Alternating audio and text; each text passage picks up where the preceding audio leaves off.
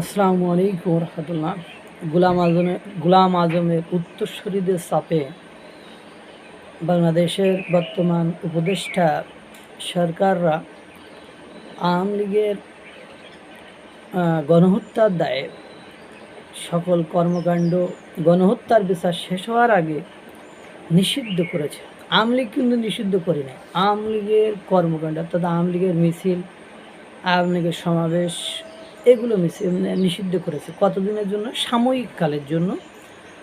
যতদিন জুলাই আগস্টে যে গণহত্যা হয়েছে সেই গণহত্যার বিচার শেষ না হয় ততদিন আওয়ামী লীগ কোনো রাজনৈতিক কর্মকাণ্ড সম্পাদন করতে পারবে না, রাজনৈতিক কোনো কর্মকাণ্ড করতে পারবে না।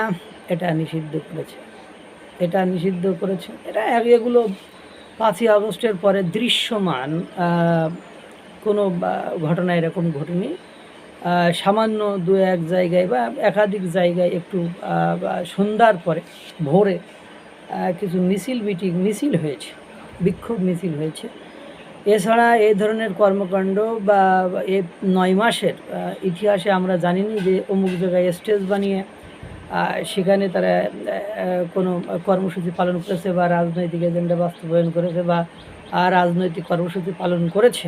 এই ধরনের কর্মকাণ্ড আমরা দেখি নাই। কিন্তু সবচেয়ে হতাশাজনক এই যে আওয়ামী লীগ নিষিদ্ধের কর্মসূচিতে যে স্লোগানটা দিয়েছে সেই স্লোগানটি বাঙালিদের জন্য, বাংলাদেশিদের জন্য চরম মাত্রায় হতাশাজনক। এবং এই স্লোগান দেওয়ার কারণে যারা আয়োজন করেছিল এই যে আওয়ামী লীগ নিষিদ্ধের এই কর্মসূচি বা আন্দোলনের ডাক দিয়েছিল তাদের মধ্যেও গ্রুপিং হয়ে গিয়েছে। তারাও দুই দলে দুই ভাগে বিভক্ত হয়ে গিয়েছে।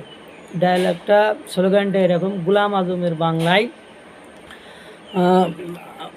আওয়ামী লীগের ঠাঁই নাই, অর্থাৎ বাংলা নাকি গোলাম আজমের। চিন্তা করেন যে স্বীকৃত মুক্তিযোদ্ধা, আন্তর্জাতিকভাবে স্বীকৃত, দেশীয়ভাবে স্বীকৃত মুক্তিযোদ্ধা গোলাম আজমের নাকি বাংলা, আর সেই বাংলায় নাকি আওয়ামী লীগের ঠাঁই নাই, ঠাঁই হবে না, তাদেরকে জেলে ভরিয়ে রাখা হবে, তাদের ইত্যাদি ইত্যাদি। অর্থাৎ 71-এর পরাজিত শক্তি তারা এখন মনে হলো দেশ পরিচালনা করেছে, তাদের কথাই এখন এ সরকারের শেষ কথা, এরকমই তো মনে হলো। এটা আসলেই হতাশাজনক। এই যে 30 লক্ষ লোক শহীদ হলো, 30 লক্ষ লোক শহীদ হলো, 2 লক্ষেরও বেশি মা বোনের ইজ্জত দিল, তাদের প্রতিদানে এখন সেই যারা ওই সময় বিরোধিতা করেছিল বা যারা ওই সময় এটাকে পাত্তা দেয়নি বা মুক্তিযোদ্ধার বিরোধিতা করেছিল, পাকিস্তানের দোষর ছিল, দালাল ছিল, তাদের এখন জয় জয়াকার, তাদের এখন বাংলাদেশের ভূমিতে রাজত্ব চলছে।